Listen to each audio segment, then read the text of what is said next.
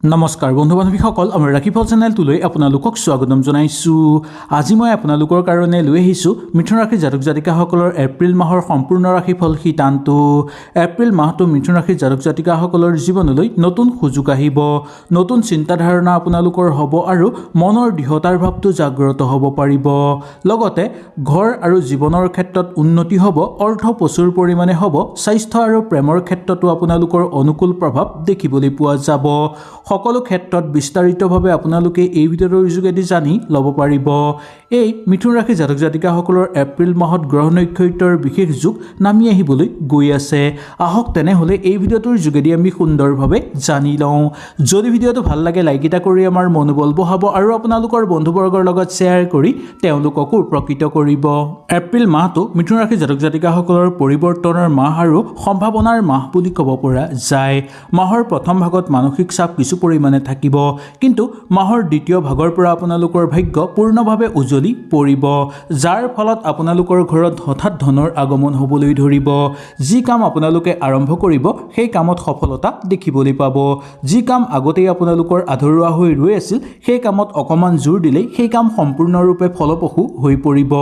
এই মাহটো আপোনালোকৰ সহযোগীৰ লগত বা বন্ধুবৰ্গ বা সহকৰ্মীৰ পৰা পূৰ্ণভাৱে সমৰ্থন লাভ কৰাৰ মাহ বুলি ক'ব পৰা যায়।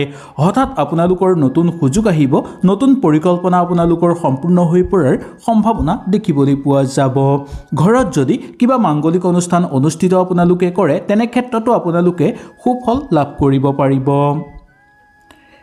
মিথুন ৰাশিৰ জাতক জাতিকাসকলৰ এই এপ্ৰিল মাহত চাকৰি কৰি থকা লোকসকলৰ বা কৰ্মচাৰীসকলৰ কাৰণে অত্যন্ত শুভ বুলি মনা গৈছে।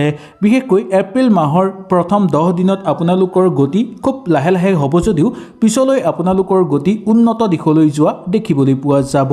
কৰ্মৰ গতি আপোনালোকৰ বিশেষ শুভ হৈ পৰা দেখিবলৈ পোৱা যাব। 21 তাৰিখৰ পিছত ভাগ্যৰ ওপৰত আপোনালোকে এৰি দিব পাৰে, যাৰ ফলত আপোনালোকে দেখিব পাব যে ভাগ্যৰ পৰা পূৰ্ণভাৱে সহায় সহযোগিতা আপোনালোকে লাভ কৰিব পাৰিব। নতুন দায়িত্ব লাভ কৰিব পাৰিব চাকৰিয়ালসকলে। পদোন্নতিৰ সম্ভাৱনা দেখিবলৈ পোৱা যাব। উচ্চ বিষয়াৰ লগত আপোনালোকৰ সুসম্পৰ্ক গঢ় লৈ উঠাৰ সম্ভাৱনা দেখিবলৈ পোৱা যায়। যিকোনো কথা বতৰাৰ ফলত আপোনালোকে বহু অৰ্থ উপাৰ্জন কৰিব পাৰিব। কথাৰ পৰাই আপোনালোকৰ মান সন্মান লাভৰো যোগ দেখিবলৈ পোৱা যাব।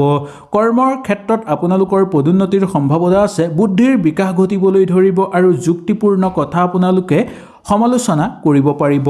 যদি আপুনি কৰ্মৰ ক্ষেত্ৰৰ লগত জড়িত হৈ আছে তেনেহ'লে আপোনালোকৰ কাৰণে এই মাহটো অনুকূল হিচাপে পাৰ হ'ব। ব্যৱসায়িক বাণিজ্যৰ লগত জড়িত লোকসকলে এপ্ৰিল মাহৰ দ্বিতীয় ভাগত আৰু তৃতীয় সপ্তাহত আপোনালোকে বহু বেছি লাভ কৰিব পাৰিব। লাভজনক ফল দেখিবলৈ পোৱা যাব। কিছুমান কাম যদি আপোনালোকৰ আধৰুৱা হৈ ৰৈ আছে, কিবা কাম যদি আপোনালোকে চেষ্টা কৰিছে সম্পূৰ্ণ কৰিব পৰা নাই, তেনে ক্ষেত্ৰত অকণমান কষ্ট কৰিলেই এপ্ৰিল মাহৰ দ্বিতীয় সপ্তাহৰ পৰাই আপোনালোকৰ উন্নত ফল দেখিবলৈ পাব। এই বৰ্ষত বা এই মাহত আপোনালোকে যদি নতুনকৈ কিবা কামত নিয়োজিত হ'ম বুলি ভাবিছে তেনে ক্ষেত্ৰতো সুন্দৰভাৱে পাৰিব। যিকোনো ক্ষেত্ৰত আগভাগ ল'লে আপোনালোকৰ আয় মাত্ৰা বৃদ্ধি পাবলৈ ধৰিব। আকস্মিকভাৱে আপোনালোকৰ ঘৰলৈ অৰ্থ আহিবলৈ ধৰিব। ইলেক্ট্ৰনিক কিবা কামত যোগদান কৰিব বিচাৰিলে পাৰিব। মিডিয়া, এজেঞ্চি, মেকানিকেল এনেকুৱা ধৰণৰ আপোনালোকৰ কামত যদি যোগদান কৰে এই মাহত বেছি সফলতা হোৱাৰ সম্ভাৱনা দেখিবলৈ পোৱা যাব। কিন্তু এই মাহৰ কিছুমান দিনত আপোনালোকে সতৰ্কতাও অৱলম্বন কৰি চলিব লাগিব। মাহৰ 4 তাৰিখ, 6 তাৰিখ আৰু 14 তাৰিখ, 16 তাৰিখ এই তাৰিখকেইটাৰ ক্ষেত্ৰত আপোনালোকে অলপ সাৱধানতা অৱলম্বন কৰিব। এই দিনকেইটা অলপ বেয়া দিন বুলি ক'ব পৰা যায় মিথুন ৰাশিৰ জাতক জাতিকাসকলৰ কাৰণে। আকৌ এবাৰ মই আপোনালোকক কৈ দিছোঁ, 4 তাৰিখ, 6 তাৰিখ, 14 তাৰিখ আৰু 16 তাৰিখ এই দিনকেইটাত বিশেষ কোনো শুভ কাম নকৰাটোৱেই মংগলময় বা কিবা মাংগলিক অনুষ্ঠান হাতত নোলোৱাটোৱেই আপোনালোকৰ কাৰণে মংগলময় বুলি ক'ব পৰা যায়। এপ্ৰিল মাহটো মিথুন ৰাশিৰ জাতক জাতিকাসকলৰ কাৰণে ধনৰ মাহ বুলি ক'ব পৰা যায়। এই মাহত ধনৰ পৰিসৰ আপোনালোকৰ স্থিৰ বৃদ্ধি পাবলৈ ধৰিব আৰু লাভ দুগুণ হ'বলৈ ধৰিব। আনক দিয়া টকা আপোনালোকে ঘূৰাই পাবলৈও সক্ষম হ'ব পাৰিব। এই মাহত সঠিকভাৱে আপোনালোকে যদি সঞ্চয় কৰে তেনেহ'লে এই মাহত আপোনালোকে বহু ধন উপাৰ্জন কৰিব পাৰিব। সঠিক সিদ্ধান্ত ল'লে দীঘলীয়া লাভ কৰিব পাৰিব। এই মাহত যি কাম আপোনালোকে আৰম্ভ কৰিব তাৰ ফলত দুগুণ উন্নতি লাভ কৰিব পাৰিব। এই মাহৰ শুভ তাৰিখকেইটাৰ বিষয়ে আমি জানি লোৱাটো উচিত। এই মাহৰ শুভ তাৰিখ হ'ব 9 তাৰিখ, 13 তাৰিখ 17 তাৰিখ 22 তাৰিখ আৰু 27 এপ্ৰিল এই দিনকেইটা অত্যন্ত শুভ। এই দিনকেইটাত যদি কিবা ঘৰত শুভ কাম আছে কৰিবলৈ ইচ্ছা কৰিলে কৰিব পাৰিব আৰু নিজৰ জীৱনক লৈ যদি কিবা কাম আৰম্ভ কৰিম বুলি ভাবিছে বা কিবা ব্যৱসায়িক বাণিজ্যৰ ক্ষেত্ৰতো যদি আপোনালোকে নতুনকৈ কিবা আৰম্ভ কৰিম বুলি ভাবিছে তেনেহ'লে সুন্দৰভাৱে আপোনালোকে আৰম্ভ কৰিব পাৰিব। ঘৰৰ ভিতৰত ধনৰ খৰচ প্ৰতি অকণমান ৰোধ কৰিবলৈ চেষ্টা কৰিব, কিন্তু চিন্তা ইমান কৰাৰ কাৰণ নাই, কাৰণ আপোনালোকৰ ইমান অৰ্থ খৰচ নাই। খৰচৰ পৰিমাণ কমাবলৈ চেষ্টা কৰাটো আপোনালোকৰ কাৰণে উচিত বুলিও ক'ব পৰা যায়। প্ৰেমৰ সম্পৰ্কৰ ক্ষেত্ৰত এপ্ৰিল মাহটো মধ্যম দেখিবলৈ পোৱা যাব। কিছুমান ক্ষেত্ৰত সংগ সুখ লাভ কৰিবলৈ সক্ষম হ'ব। যিসকল লোক মিথুন ৰাশিৰ ছিংগেল হৈ আছে তেওঁলোকে নতুন সম্পৰ্কত সোমোৱাৰ সম্ভাৱনা দেখিবলৈ পোৱা যাব পাৰে। ইয়াৰ লগে লগে হঠাৎ আপোনালোকৰ মনত পৰিব যে আপোনালোকৰ বিশেষ মানুহৰ কথা। ইয়াৰ ফলত আপোনালোকৰ পুৰণি প্ৰেমো জাগ্ৰত হৈ পৰিব পাৰে। যিসকল লোকে ৰিলেশ্যনশ্বিপত আছে বা তেওঁলোকে ভুল বুজাবুজি দূৰ কৰিব পাৰিব। গভীৰতা বৃদ্ধি পাবলৈ ধৰিব প্ৰেমত। দাম্পত্য জীৱনৰ লগত জড়িত লোকসকলৰ কাৰণে দুগুণ উন্নতি বৃদ্ধি পাবলৈ ধৰিব আৰু লগতে আপোনালোকৰ সংগ সুখ দেখিবলৈ পোৱা যাব। 11 তাৰিখ 16 তাৰিখ আৰু 27 এপ্ৰিলত প্ৰেমৰ কাৰণে অত্যন্ত বিশেষ দিন বুলি ক'ব পৰা যায় এই মাহটো। এতিয়া আমি জানি লওঁ আহক সতৰ্কতা। এপ্ৰিল মাহত যিসকল লোকে ছিংগেল হৈ আছে তেওঁলোকে কথা বতৰাৰ ক্ষেত্ৰত খুব সাৱধানতা অৱলম্বন কৰিব লাগিব। নতুনকৈ এটা সম্পৰ্কত সোমোৱাৰ আগতেই আপোনালোকে নিজৰ ভাষাৰ প্ৰতি গুৰুত্ব দিব লাগিব। পৰিয়ালৰ বাবে এই মাহটো যথেষ্ট পৰিমাণে অনুকূল দেখিবলৈ পাব। ঘৰত শান্তি হ'ব, ঘৰত কণ্ডল দূৰ হ'ব, আনন্দ বৃদ্ধি পাবলৈ ধৰিব।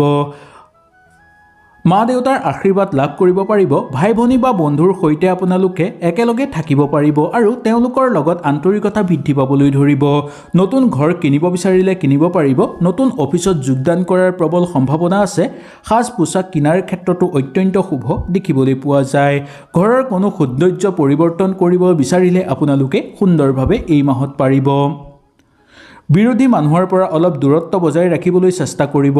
যিসকল লোকে আপোনালোকক আগতেই ঠগ প্ৰবঞ্চনাৰ বলি কৰি তুলিছিল বা আনে আগতেই আপোনালোকক হিংসা কৰিছিল তেওঁলোকৰ পৰা অলপ দূৰত্ব বজাই ৰাখিবলৈ চেষ্টা কৰিব। বিশেষকৈ 18 তাৰিখ আৰু 22 তাৰিখে এই দুটা দিনত আপোনালোকে যিমান পাৰে তেওঁলোকৰ পৰা দূৰত্ব বজাই ৰাখিবলৈ চেষ্টা কৰাটো মংগলময়। স্বাস্থ্যৰ ক্ষেত্ৰত ক'বলৈ হ'লে এপ্ৰিল মাহটোত আপোনালোকৰ এনাৰ্জিৰ লেভেল যথেষ্ট বৃদ্ধি পাবলৈ ধৰিব।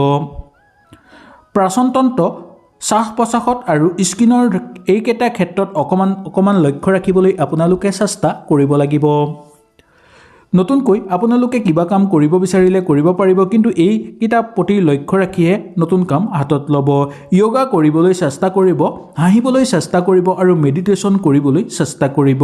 এই তিনিটা অভ্যাস কৰিলে আপোনালোকৰ স্বাস্থ্যৰ অৱনতি ভাল হৈ পৰিব। মাহৰ 7 তাৰিখ 8 তাৰিখ 21 তাৰিখ আৰু 22 তাৰিখে স্বাস্থ্যজনীয় ক্ষেত্ৰত সতৰ্কতা অৱলম্বন কৰাটো আপোনালোকৰ কাৰণে দৰকাৰ। এতিয়া আমি জানি লওঁ আহক এই মাহৰ শুভ দিন, শুভ ৰং, শুভ সংখ্যা আৰু শুভ দিশ। মিথুন ৰাশিৰ জাতক জাতিকাসকলৰ কাৰণে এপ্ৰিল মাহৰ শুভ দিন হ'ব 9 তাৰিখ 11 তাৰিখ 16 তাৰিখ 17 তাৰিখ 22 তাৰিখ আৰু 27 এপ্ৰিল। শুভ ৰং হ'ব নীলা, হালধীয়া আৰু সুমথিৰা। শুভ ৰং হ'ব নীলা, হালধীয়া, সুমথিৰা। শুভ সংখ্যা হ'ব 3, 5 আৰু 9। শুভ দিশ হ'ব উত্তৰ পূব দিশ।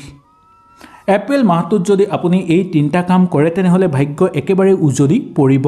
সপ্তাহৰ দ্বিতীয় সপ্তাহত আপোনালোকে 10 মিনিট মিনিমাম ধ্যান কৰিবলৈ চেষ্টা কৰিব আৰু ওম গণ গণপতি নমঃ এই মন্ত্ৰটো 21 বাৰ জপ কৰিলে বেছি মংগলময় হ'ব। কেতিয়াবা নতুন কথা শিকিবলৈ আপোনালোকে সক্ষম হ'ব। নতুন স্কিলৰ ক্ষেত্ৰত আপোনালোকৰ উন্নত ফলাফল দেখিবলৈ পোৱা যাব।